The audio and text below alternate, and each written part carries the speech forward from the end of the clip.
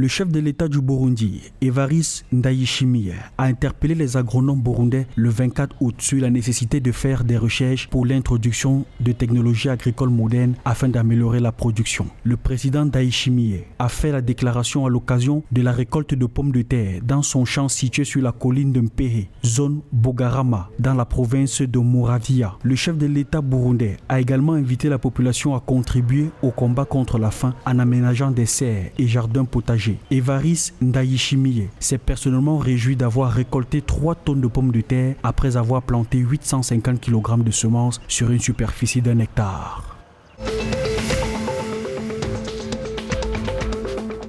Selon la directrice du développement des affaires de l'autorité ougandaise des zones franches, Rebecca Nalumu, les données des recettes d'exportation de l'Ouganda provenant des zones franches ont chuté de 78 millions de dollars au cours de l'exercice 2021-2022. Au cours de l'exercice 2019-2020, les recettes d'exportation s'élevaient à 150 millions de dollars et à 1,2 milliard au cours de l'exercice 2020-2021. En juillet 2021, le gouvernement ougandais avait imposé une taxe de 5% sur chaque kilogramme d'or raffiné et une taxe de 10% sur chaque kilogramme d'or non traité destiné à l'exportation. Ces taxes ont engendré une baisse significative des recettes d'exportation. Selon les données de la Banque d'Ouganda de juin 2022, le pays n'a enregistré aucune exportation d'or entre juillet 2021 et avril 2022. Des pourparlers sont en cours entre le ministère des Finances, l'autorité fiscale ougandaise et d'autres décideurs politiques pour garantir un prélèvement plus acceptable.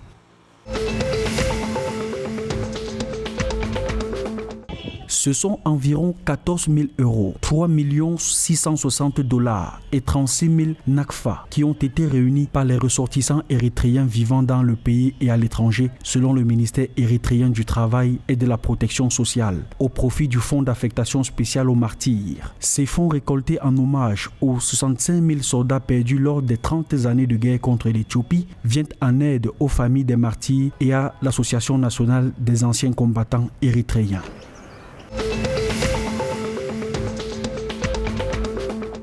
Les gouvernements du Rwanda et de la Norvège ont lancé une coalition internationale pour mettre fin à la pollution plastique. La coalition mise sur pied le 22 août s'inscrit dans le cadre de l'UNEA 5, résolution adoptée en mars 2022 lors de l'Assemblée des Nations Unies pour l'environnement, avec pour objectif de mettre fin à la pollution plastique et élaborer un accord international juridiquement contraignant d'ici 2024. L'Allemagne, le Sénégal, le Canada, le Pérou, la Géorgie, la République de Corée, le Royaume-Uni, la Suisse, le Portugal, le Chili, le Danemark, la Finlande, la Suède, le Costa Rica, l'Islande, l'Équateur et la France sont parmi les premiers pays à rejoindre la coalition.